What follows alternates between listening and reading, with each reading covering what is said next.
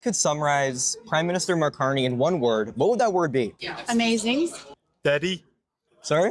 Daddy, he looks cool, right? Just an unreal amount of stuff going on here today. Welcome back to Moose on Loose. My name's David. Today, with the Liberal convention going on, there is Liberals unhinged all over the place. We got a CBC reporter getting pissed off that they don't get to ask a question. Carney hanging out with suspicious characters. You got a ton of stuff here. Let's jump into this. Starting this episode off, we've got New Brunswick's fiscal outlook downgraded because of deficits. Is this elbows up? You got a Liberal running the province, not surprised. As Cass points out here, after 7 consecutive balanced budgets under PC Higgs government, the Liberal Holt government has now blown the budget out of the water. Moving ahead, we've got Mark Carney spending $524,000 on in-flight catering in his first year, 11 times more than fuel from one Ottawa to DC flight. This guy's unbelievable. And speaking of Carney, what's he been up to? Well, he's at the Habs game because he doesn't work that much. We've got numerous clips of him here hanging out.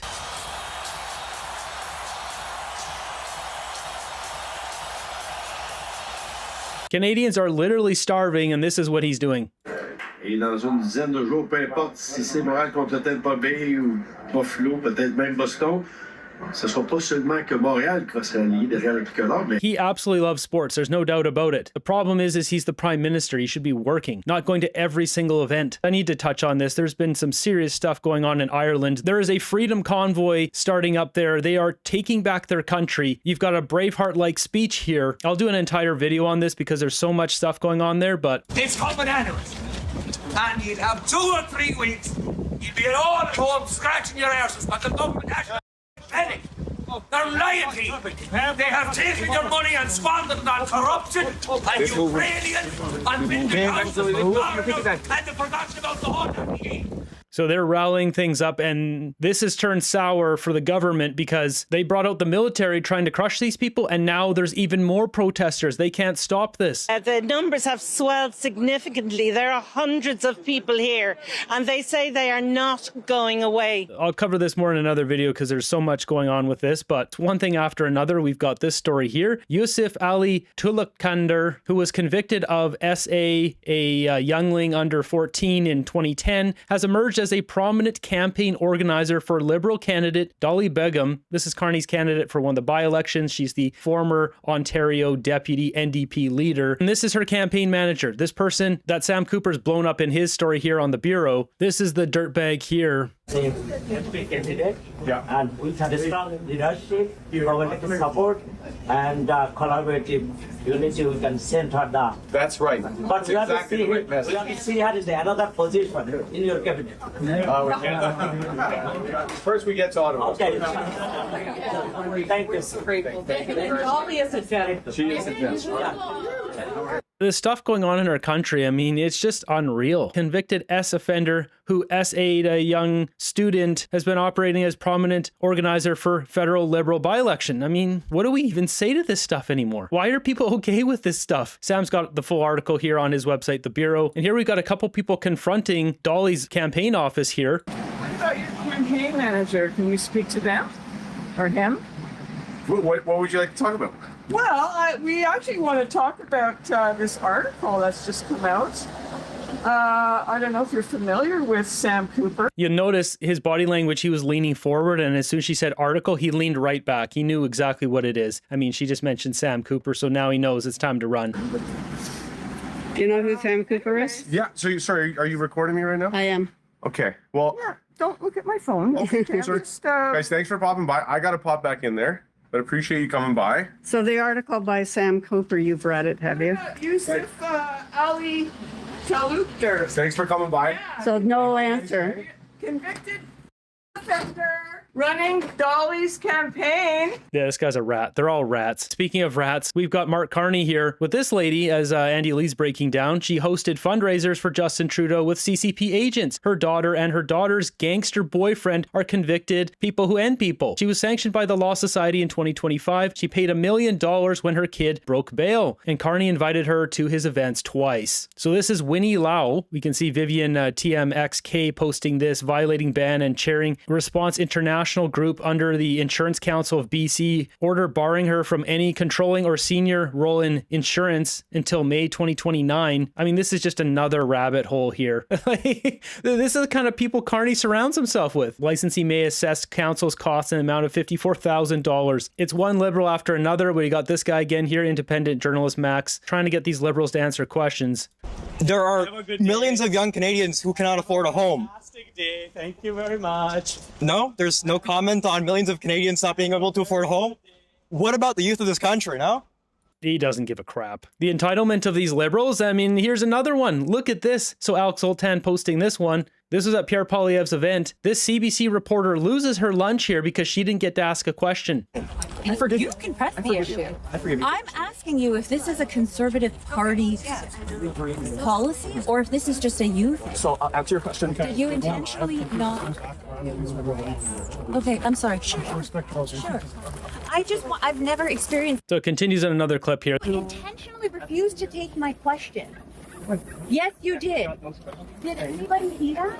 We all saw that. You intentionally refused to take my question. You don't even know what my question was. Yeah. Was that a direction from Mr. Poilievre, or was that your own? There was no direction. No, there's clearly a direction. You refused to let me ask a question because I work for the CBC. Why is that? The audacity of this lady. She thinks she has the right to ask questions when the CBC's pushing a direction. They've been pushing it for years. She doesn't realize that respect is not given, it's earned. Then why didn't you let me ask my question? I was first in line. I kept telling you I'd like to ask a question, and you intentionally went around me. A little bit better. That might have helped. Maybe you can tell me why you would not let me ask a question. Is that, are you picking and choosing which outlets are allowed to ask questions? Right, and I can really take this. You told us to line up, sir. I lined up. I followed your rules. And then I asked you if I could ask a question. I wasn't shouting at you. You were standing right beside me. Thank you. I was polite and I was respectful and I had a very respectful question. And I don't understand. I am shocked. Nobody. Thank you. Thank you. I appreciate. She's raising her voice. But I'm so frustrated. Anyway, This has never happened before. I'd love to talk about But I didn't want to talk to you. I wanted to ask the leader of the Conservative Party a question. She's so unbelievably entitled. Like, she doesn't understand the hypocrisy of this. Thank you for coming. Maybe because at best CBC will soundbite it and twist into something he didn't say. Who cares? CBC shut off their comments to every Canadian on every platform. She should have been charged to listen with no question. Isn't that the truth? They shut off their comments on everything. I don't remember any outrage when Jagmeet and Notley refused to take questions from media. I mean, yeah, remember Jagmeet saying refuse to answer questions from Rebel News. Nice to hear Poilievre's camp doesn't screen questions. Yeah, that's what that really shows. There's no screening. Moving ahead, we've got Juno News posting this. Chris D'Entremont completely unhinged. Non, c'est par hasard, tu veux venir? Have you been in contact with any constituents that feel that you misrepresented them? Nicolas, did you try to talk with your constituent after you decided to cross the floor? Have you personally spoken with anyone? Harassing me? Thank you. Have you personally I'm not harassing. spoken? You are an MP, you are elected, you need to be held accountable of your act. You crossed the floor. You're represented. You're getting angry. No, I'm asking you. No, you're being angry. You're being angry? Is that what he just said? No, you're being angry. You're being angry. Wow. Good job. I believe that's Alexa Lavoie of Rebel News grilling him here. I said in the previous video with Mark Miller, you know, politicians shouldn't be harassed, but I mean, this isn't harassment. Even the Yves Angler guy asking Mark Miller questions, he wasn't harassing him either. Politicians are fair game to ask them questions in the street. It's just if they're being harassed. If someone's being aggressive and dangerous towards a politician, then obviously that's crossing the line. But clearly, these walk and talks asking questions are not even close to crossing the line here. These guys betrayed their constituents. They have to be held accountable. Jumping into the convention here, Chris D'Entremont, this has got to be the biggest cringe clip I've seen from this entire convention. This is embarrassing. So I'm pleased to be here with you in Montreal today. For those of you who don't know me, I'm Chris D'Entremont, Member of Parliament for Acadie-Annapolis. And I've been trying a couple of different lines as I've been speaking to folks in the foyer and as we've been going to different events today. So I don't know whether to introduce myself as a recovering conservative or just that I was a liberal and I didn't know it? So you guys tell me, give me some feedback later of what that should be. This guy's such a loser. Like, there's no other way to say it. How gross, yes. Pissing all over his constituents. Wow, he's trying so hard to get a laugh out of that. Not even liberals laughed at that. He's so desperately just trying to get something from someone there. It's so embarrassing to watch. He wants feedback, everybody. Let's give him some. And we've got this clip here. Francois-Philippe Champagne has a lineup of people who want to take photos with him. Really? People want a photo with Squeaky? Like, oh, here's one of the most corrupt people in Canada. Let's get a photo with this guy. Now, this here is a very interesting exchange. We've got Alexandra Lavoie of Rebel News here, and she runs into this guy, Liberal MP Vince Gasparo. I don't know who this guy is, but listen to this. I always have a ton of respect for the work you do. Even though I don't probably agree with 60% of the words that come out of your mouth, I have a ton of respect for the amount of effort that you put into it. And I'm being incredibly genuine. I'm being serious. I have a ton of respect for you. Wow, that is wow. As she says, this is what democracy looks like. And she said he answered my questions. She asked him some questions, not in that clip. This is a rare liberal right here. Now, on the flip side, what do we have? Paul Chang, you know, the guy with CCP ties. Paul Chang, why did... Okay, we're going to need you to listen. Okay. Yeah, sure. So Paul Chang's right there. I mean, look how fast they acted. Paul Chang, why did... Okay, we're going to need you. Yeah, okay. Let's not talk to the guy who's connected to China. We wouldn't want to have any questions asked. Jumping over to CBC, we've got Fred Delory here taking shots at the Conservatives because, well, he's basically a liberal. I agree with Mel. Like, I wish we would, like, calling it, like, this is loser talk. When we're out there, Conservatives saying, you know, you should have a by-election. We never say that when it comes to us. Why do we say, we're being hypocritical here? And it's just, we don't look legitimate. I think what... Loser talk? How about the fact that we've had more floor crossers in the past 5 months than we've ever had? That's not loser talk. Clearly there's some corruption going on. The best thing for Poilievre is time. If it's 3 years, figure out your path to government, figure out what's going to happen. Obviously, as Canadians, we all want Carney to succeed in what he's doing and how he's building the economy. But if he fails, that's when you make your move. You don't sit here and just whine about members of the party leaving. What should he have said instead then? Look, I don't think he had to be out this week. Why is he out there? Like, there's no, like, if you're not going to come head on this. Same property. Oh, please, we know what happens. If he doesn't show up, then they're like, oh, Poilievre's hiding. He's so scared, blah, blah, blah. And they blow up all this crap on CBC. Now he's saying, oh, he shouldn't have been out there. Rights aren't important because that's what he was out on. Yeah, but even that, I would say, like, you got to look at what's the main issue, though, even if he had something planning to come out on.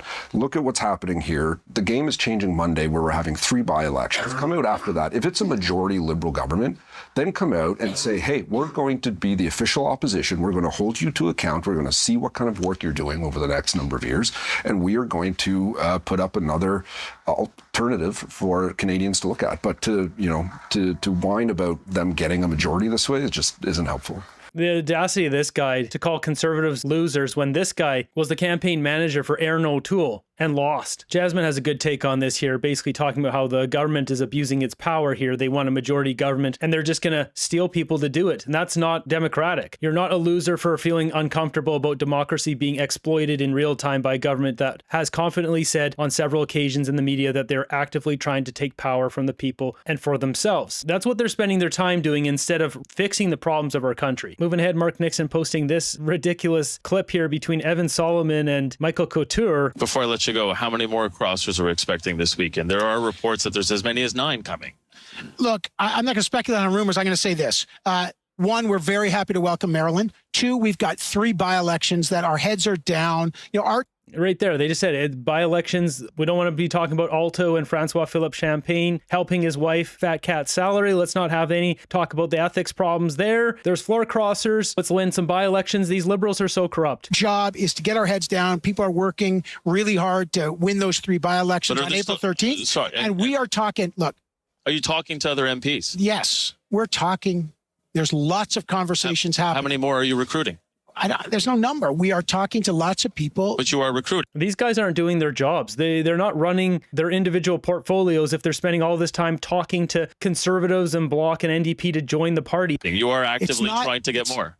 We are welcoming. We have a mission and I think the Prime Minister said it, we have a pragmatic mission that is attracting people who want to put their shoulder to the wheel, put away partisanship, and get to work building a country in a very mission-critical moment. But what does putting your shoulder to the wheel mean? What is that? What are you pushing a car that broke down? The difference between there's a difference between attracting and going out and recruiting. Which one is it? We're having conversations with people who are very confident in the Prime Minister's mission, and if they want to join and put their shoulder to the wheel, we welcome them to join the party. But I will just say this. Shoulder to the wheel, we got it. Whatever that means. The saying is, democracy dies in darkness. These liberals are so arrogant, they don't even try to hide their slimy tactics anymore. The will of the people is just a punchline for them. Moving ahead, we've got Justin Trudeau giving his 2 cents in this video that he sent to the Liberal convention.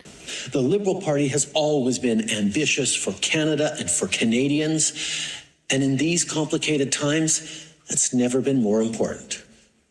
And our global leadership has rarely mattered more. So keep thinking big.